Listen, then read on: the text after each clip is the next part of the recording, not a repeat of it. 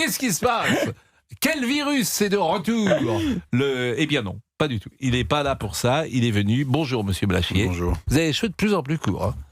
Comme vous me le dites à chaque fois, oui. Mais oui, mais alors ça, je suis très très inquiet. Je vais vous envoyer chez le médecin de Monsieur Guénec. Pour faire des greffes, j'ai toutes les adresses. Combien de temps mettez-vous pour avoir un c'est délicat. Combien de temps mettez-vous pour avoir un rendez-vous avec votre médecin généraliste, un spécialiste? Appelez-nous pour témoigner au standard d'Europe 1. 3 jours pour le généraliste. Bon, ça peut aller encore. 42 jours pour le cardiologue. Là, tu as le temps de faire une crise cardiaque. Les délais pour obtenir un rendez-vous médical sont restés stables ces 2 dernières années, d'après Doctolib et la Fondation Jean Jaurès. L'étude montre une dégradation des délais chez les pédiatres, 8 jours. Les cardiologues, je l'ai dit, les psychiatres, 15 jours. C'est pas très grave, les psychiatres, moi vous les voyez, peut-être mieux c'est. Ne blaguez pas là-dessus. Non, mais il a raison. Pas. Les dermatologues. Alors, Parce ça, ça, c'est un des pires, ça. Ça, c'est pourquoi Ça, c'est un des pires, Martin Blachier, les dermatologues. On n'en a pas formé? Il y a très très peu de dermatologues. Pourquoi? En médecine, on n'a pas envie de faire dermato? Non, mais les places qui sont ouvertes pour dermato, elles sont toutes prises, mais il n'y en a pas beaucoup chaque année. Mais ça veut dire quoi, prises qui sont ouvertes? Ça veut dire que vous avez un certain nombre de places pour que les jeunes étudiants qui ont passé leur concours de l'internat puissent faire dermato, et chaque année, il y en a très peu, et donc il y a une pénurie de dermatologues. Mais pourquoi ils n'en ouvrent pas davantage? Parce que c'est des choses qui sont décidées à la fois par les dermatologues, qui n'ont pas forcément envie qu'il y ait beaucoup plus de dermatologues qui soient formés, et donc ça crée des files d'attente. Ah oui, les dermatologues organisent leur propre pénurie de dermatologues. Il y a eu ce mécanisme, effectivement, à un moment. Mais c'est les dermatologues qui décident si d'autres dermatologues doivent arriver. C'est pas le ministre de la Santé, c'est pas la loi, c'est pas... Il y a eu des spécialités, effectivement, qui ont œuvré pour qu'il y ait moins de places qui soient ouvertes, en pensant que sinon il y en aurait trop. C'est pas bien. C'est pas bien du tout. C'est pas bien parce que oui, non seulement c'est pas bien parce que je vois il y a beaucoup de gens qui se plaignent de ne pas avoir de dermatologue. C'est la première fois. Vous connaissiez cette non. Ouais, l'explication. Au moins on a l'explication. Oui, c'est déjà ça. Bon, mais comment est attribué le nombre de places de dermatologue? Vous me répondez pas. Qui décide?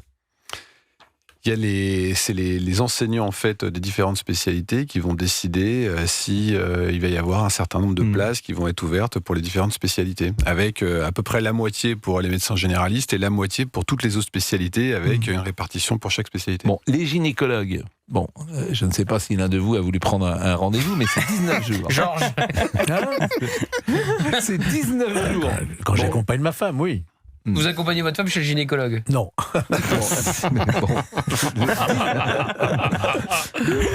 Et c'est lui qui se fait ausculter. Je sais pas ce qu'ils ont après moi. On plaisante.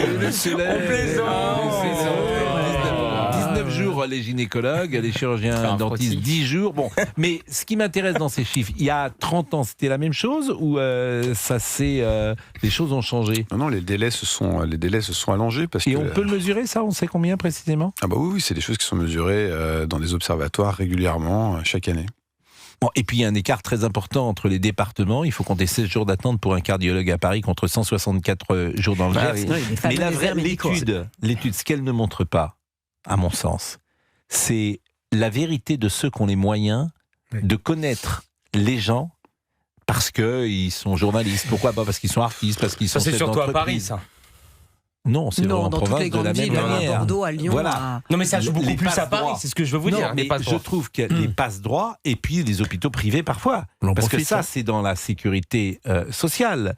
Mais dans l'hôpital privé, tu as des dermatos privés, j'imagine, hors convention. Et là, tu l'as immédiatement, mais c'est toi qui payes.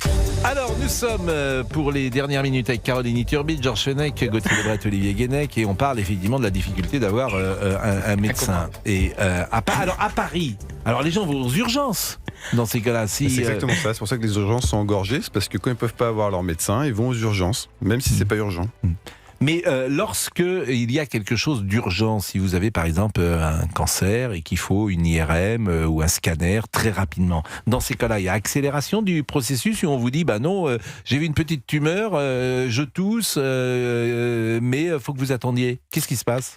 En général, quand même, quand vous allez sur un centre anticancéreux, vous êtes priorisé si jamais il y a une vraie situation d'urgence à agir. Mais j'ai déjà eu des cas autour de moi où effectivement, les gens n'ont pas réussi rapidement à avoir accès à un bon centre anticancéreux. Et ça, c'est une réalité. Donc oui, il y a un engorgement. Et c'est vrai qu'on n'est pas tous logés à la même enseigne et qu'après, c'est du système D, comme on dit.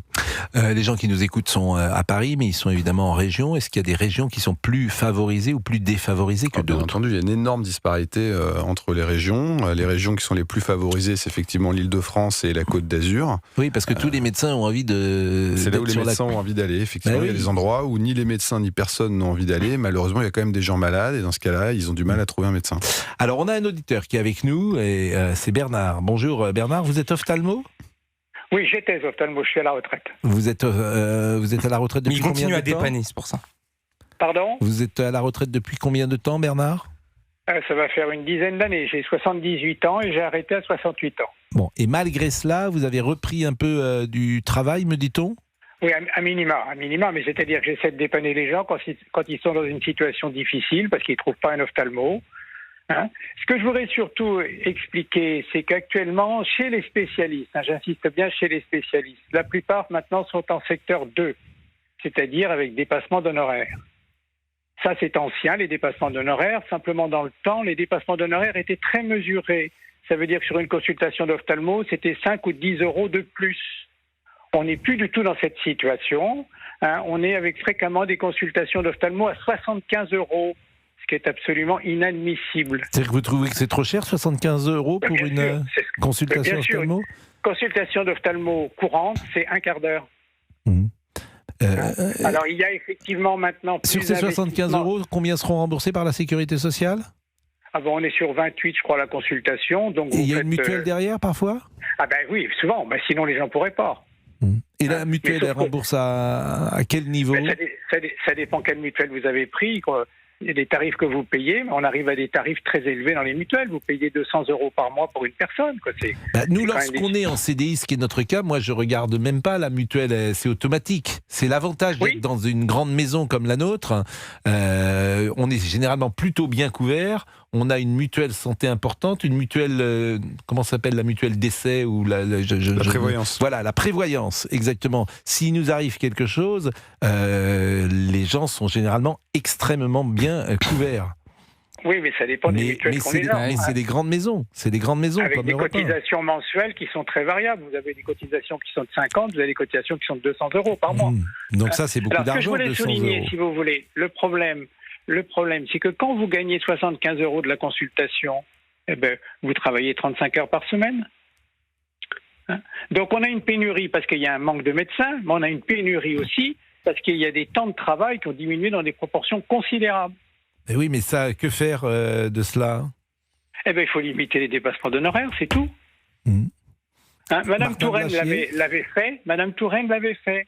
Elle avait prévu. Je pense que le raccourci, Martin Blachier. Je pense qu'il y a un effet effectivement où les gens vont adapter leur volume horaire en fonction de ce qu'ils peuvent avoir sur chaque consultation. Mais je pense qu'il n'y a pas que ça. Il y a aussi un changement démographique, c'est-à-dire qu'à l'époque peut-être où monsieur exerçait, c'était essentiellement des hommes qui travaillaient beaucoup plus. Et la nouvelle génération de médecins est essentiellement féminine. Et de toute façon, les habitudes de travail de la nouvelle génération sont très différentes des habitudes de travail de l'ancienne génération. Aujourd'hui, on n'a plus de génération de médecins qui estiment que c'est un sacerdoce. Donc en fait, ils veulent travailler en tant que médecin de la même façon qu'ils travailleraient pour une autre profession. Et ça, c'est vrai en France, mais c'est vrai partout dans le monde. Donc l'idée de dire qu'on va revenir à l'exercice qui était celui de l'ancien modèle, je pense que c'est pas possible. Moi, je pense que ça va être beaucoup plus profond que ça, le changement. Je pense que la médecine telle qu'elle est faite de façon artisanale dans le cabinet du médecin, c'est quelque chose qui va petit à petit disparaître avec des choses beaucoup mieux organisées et une manière d'être suivi par la médecine qui va être révolutionnaire. Est-ce que vous pensez merci beaucoup Bernard. Merci beaucoup et bravo pour de toute façon. Il peut y avoir un moyen terme quand même entre 40 consultations et 75. Il pourrait y avoir des tarifs quand même qui sont plus corrects. Et un médecin, il peut travailler le samedi. Un médecin peut travailler le samedi, c'est pas épouvantable. Il peut travailler tout le temps aussi. C'est épouvantable pour la jeune génération, précisément, monsieur. C'est ce que nous explique Martin. Et pour connaître un peu parfois la jeune génération, elle a un rapport différent au travail que même moi, dans ma génération, je parle même pas de celle de nos parents, l'avait. Moi, je m'aperçois de choses qui peuvent me surprendre de temps en temps. Il y a un match de football, par exemple, donc on travaille pas. Bon, parce qu'il y a un match de football, ce jour-là, on veut voir son équipe jouer. Bon, pourquoi pas ?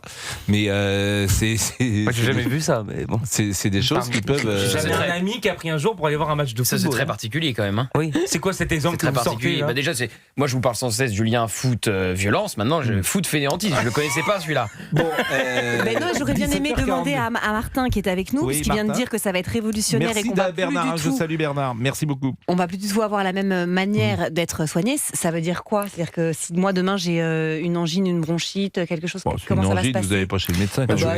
Je pense moi j'ai ma sœur jumelle qui est médecin, donc c'est facile. Je envoie des SMS toute la journée. Deux grosses boules dans la gorge, si tu vas chez le médecin. Je suis bien obligée d'aller chez le médecin, sinon la pharmacienne ne va pas te donner le médicament. Chez le médecin, tu vas chez vous rigolez. Je souffre pendant 10 jours. Tu vois, ça c'est rigolo. Ça c'est vraiment rigolo. Parce que tu vas chez le médecin. T'as une angine, il va chez le médecin. Non mais vraiment. Tu vas chez une angine, tu vas chez le pharmacien, il te donne des trucs. Mais non, il n'a pas le droit de vous les donner sans ordonnance. Qui prendra en charge l'angine demain, c'est un vrai sujet. C'est pas certain que ce sera le médecin, mais même si on va sur des maladies qui sont plus sérieuses, comme un diabète ou comme une maladie inflammatoire, ou même tu te soignes tout seul. Si je peux. Oui, je vous en prie. Allez-y, Marc. Certaines maladies chroniques. Je pense que ce sera plus un médecin individuel qui prendra en charge, mais ce seront des organisations type des entreprises qui travailleront avec des médecins et tout un tas d'outils pour prendre en charge le patient, mais ce sera plus uniquement le médecin dans son cabinet. On aura plus de référent, la pause, et je vais vous interroger sur l'intelligence artificielle, parce que moi je pense que dans 10 ans, il n'y aura plus de médecin, il y aura un robot qui arrivera, qui dira bonjour, et vous direz j'ai une angine, etc. Il animera de 16h-18h aussi, attention. Oui, ça sera moins cher.